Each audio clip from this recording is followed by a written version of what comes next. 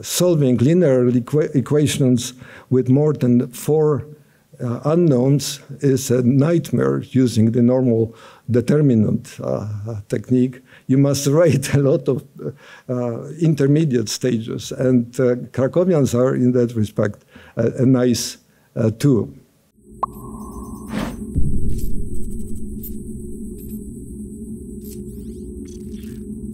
It's my great pleasure to be here in Toruń.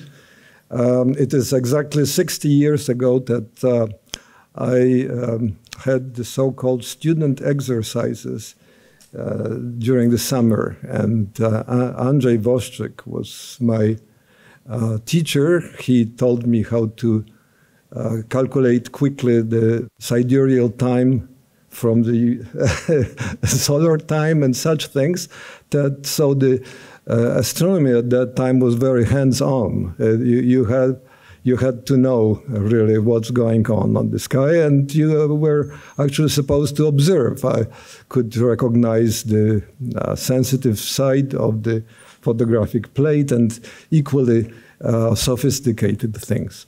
But before I continue, I would like to express my thanks to this society for inviting me here. It is really this pleasure that I feel visiting Toronto. It actually extends over so many of my friends in other places. And it's nice actually to see Poland in very nice state. So this visit is very important for me. You probably noticed that I used Andrzej Woszczyk without proper titles and so on.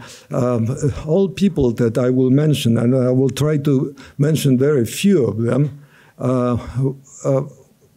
were professors, were doctors with habilitations and such things. So, you know, to simplify the lecture, I will just skip the titles. So the title is Polish Astrophysics at the Beginnings. And we should realize that 100 years ago, when the society was formed, even the name of astrophysics didn't exist. There was physics, obviously, but astrophysics was something that was going to be born. And the first instruments of astrophysics simply didn't exist at that time. The only instrument was the human eye, that you could compare brightness of stars and do observations of variable stars, and this way say something about properties of stars. But we should realize that what the time frame of this this period.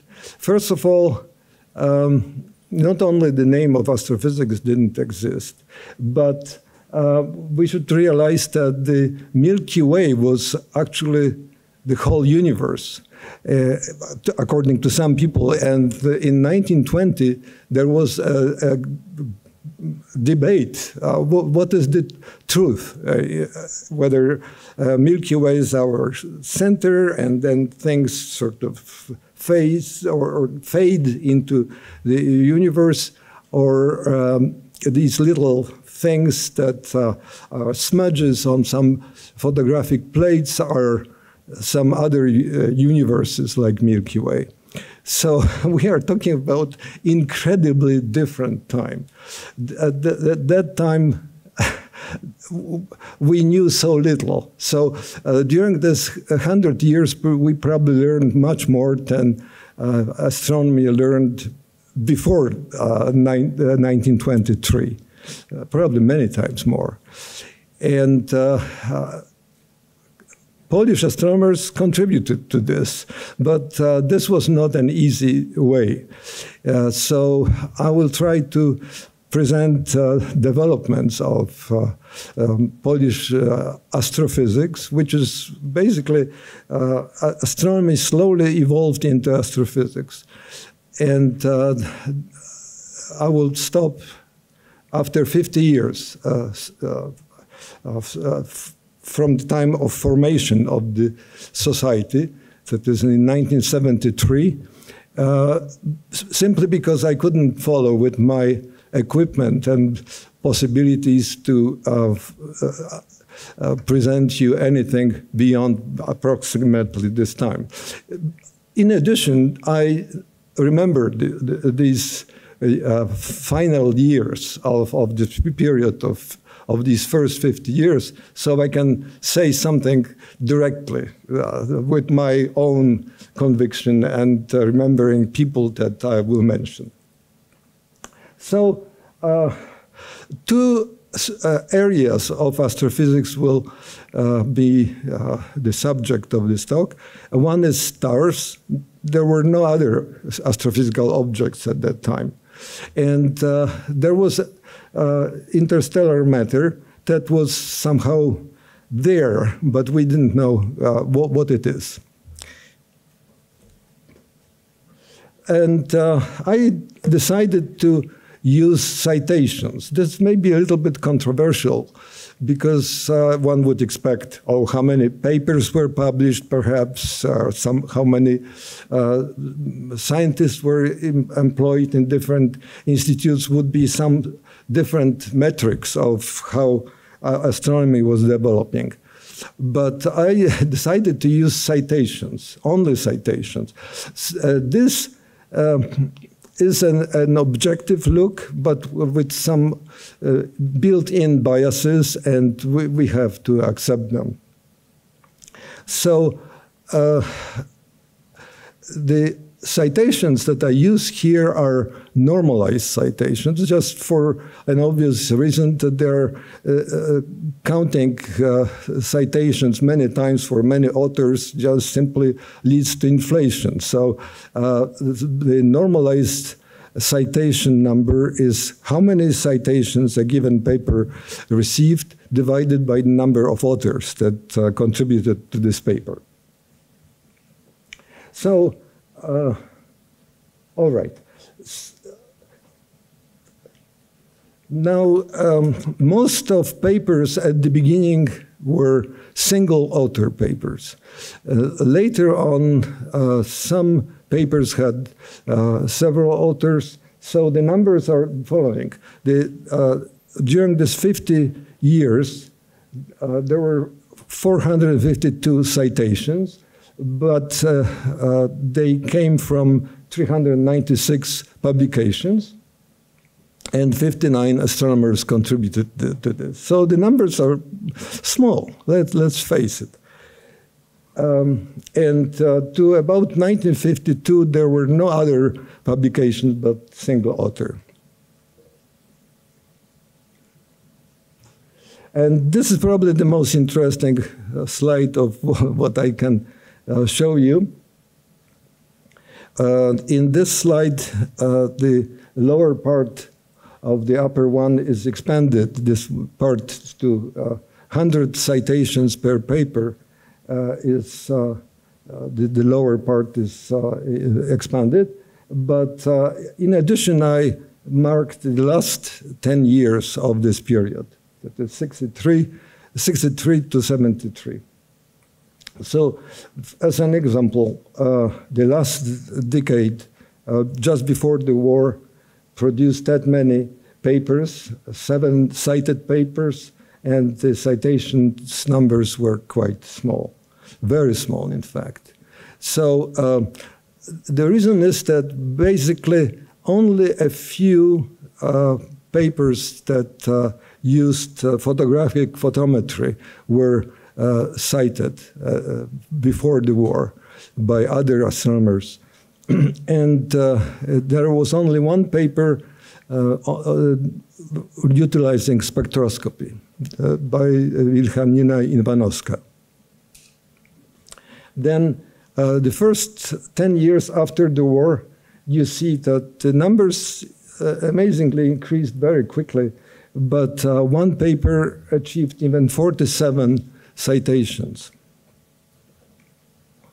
Then at the end of this period, the numbers really skyrocketed, at least compared with the previous numbers. There were 330 cited papers. The median was 8.5 citations per normalized citations per paper, and the largest one was 1,218. Obviously by whom else but Bogdan Paczyński. So actually I tried to mark some of these papers because, and some names appear here. So Szeligowski published the first cited paper. This was 1926.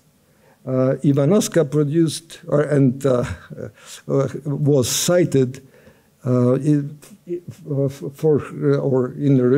relation to her paper in 1936.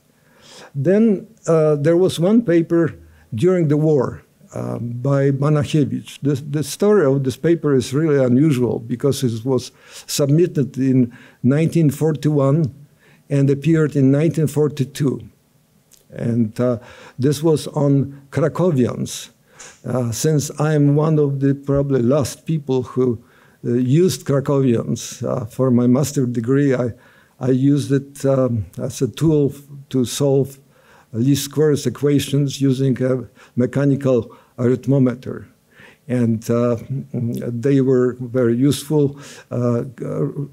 Solving linear equations with more than 4 unknowns is a nightmare using the normal determinant technique. You must write a lot of intermediate stages, and Krakowians are, in that respect, a nice tool.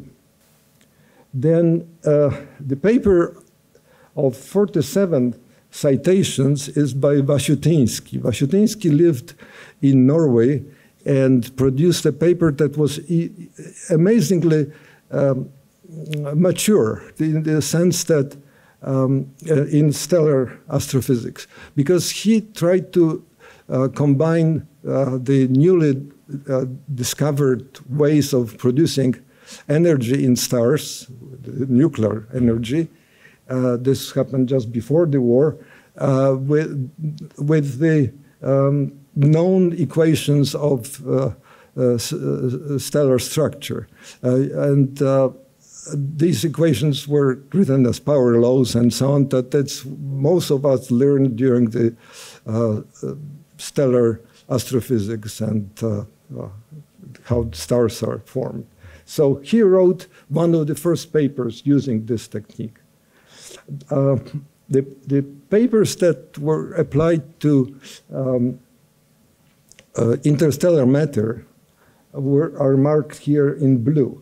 And indeed, there was a period of tremendous explosion in Poland of interests in interstellar matter. To some extent, it was just a few people led by personal enthusiasm and driven by trying to be together with astronomers of the world, almost invented interstellar matter as a subject here in Poland. But it died actually after these people moved away from Poland. So Serkowski, who published a paper most cited in this area, emigrated in 1968. Then Pacholczyk changed his interests and no longer worked in this area. But as you know, Paczyński kept on contributing to this area very much. And this is this paper of Paczyński, of the 3 papers with more than 500 citations. single author papers. 2 are by Paczyński. Now, the question is, where were all these publications? Here, there is a subjective categorization involved, because I thought, well, somehow we should know where all this went. And I simply added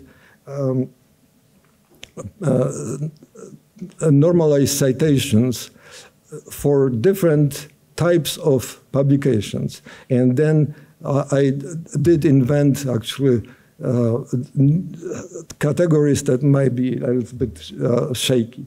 Okay, so going from the right, the yellow line here is the line of total normalized citations. That is, if you just take all normalized citations and add them up and see what happens. So most citations are for papers in Acta Astronomica. So Acta Astronomica did play a very, very important role in Polish astronomy. It was good for people who produce mediocre papers as well as for people who produced excellent papers. You can see the range of citations. This is a logarithmic scale, so you've seen it probably before already, that I occasionally use. No, not yet. Okay, so this is the logarithmic scale here, and Acta Astronomica is such a vehicle for Polish astronomers to get to be known. Then, after about 1956, Polish astronomers joined other scientists and published in American publications. That is, American publications, I mean here Astronomical Journal and Astrophysical Journal mostly.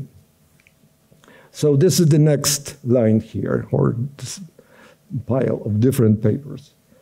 Now, the two next categories are a little bit controversial, because I simply don't know if I shouldn't have merged them. There were publications at that time that of these only advances in astronomy, annual review of astronomy and astrophysics remained. There was another publication, similar one, called Advances in Astronomy and Astrophysics, and I've actually forgot their names, but you would be invited to write a paper, and then this paper would be probably more cited than normal papers, because this was a review paper of sorts. So I called this books. So there are few papers, but they produce many citations. Then there is conference, review paper, next category. And then observatory, something that observatory publications no longer exist now, basically. But at that time, you could publish your observations as tables, and somebody else would have to retype them and give you for plotting on paper with the millimeter grid. And so we are talking about the pre-computer era of astronomy. Then European publications. European publications were numerous. There were quite a few of them. Each country felt that it should have at least one, like Sweden had Archiv für Astrophysik, I think. Zeitschrift für Astrophysik was the German one, and similar publications appeared in different countries. In 1968, most of them got combined into astronomy and astrophysics. And then finally, Informational Bulletin of Variable Stars. This is a very modest publication in Budapest on variable stars and nothing else, only variable stars. But it played a very important role at the time because many people had the only publications there. And some of these publications were quite cited. You could see that there were.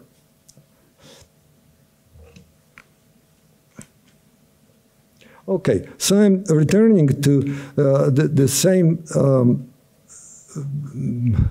diagram, but this time only the right side, the last 10 years, are expanded and plotted in logarithmic scale. So you can see that there is something like a log normal distribution. That is on the very far right, you see the distribution actually.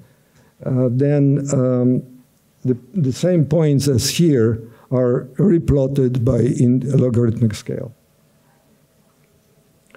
So the median citation during this period, 1963 to 73, was 8.5. The half comes from this multi-author publications. That is, then half units started appearing. And an interesting thing happens that you can see that the single author publications have by 1/2 actually higher median number. So the question arises, was it more useful or better? You can get more by publishing things alone rather than in a team. So this actually is an attempt to answer this question. You can see that actually if you increase the number of authors, the normalized citation actually decreased slightly. But of course, statistics is very poor, and the single author papers dominate. This one outlying point is of a catalog of bright stars, just photometric catalog that was cited many, many times and was very popular. So I think that one can conclude that during the last 10 years, Poland actually joined the countries with moderately developed astrophysics. And this happened in a very, very short time. And in almost like a burst. And this is actually thanks to just very few people. First, we should remember that there were those people who started before the war and continued after the war. These were the first teachers that we all remember. I tried to attach here photographs of these people because they were really the first enthusiastic crowd of teachers. But then, obviously, a well-functioning society requires next generations of teachers. And these next generations started exactly during the last 10 years between 1960s, early 60s to 1973. And it actually probably continued, after all, you know, things continued. Even during the war, astronomy somehow survived, although with terrible things. Banachewicz himself was in the concentration camp, so but he returned to Kraków and apparently somehow got his paper on Krakowians out from Kraków, and It appeared in the Astronomical Journal. You can see it, and I'm ready to show it to you. Okay, so at this point I will finish by thanking again the Society for inviting me here and for a very nice atmosphere that I really enjoy here and among my friends. Thank you.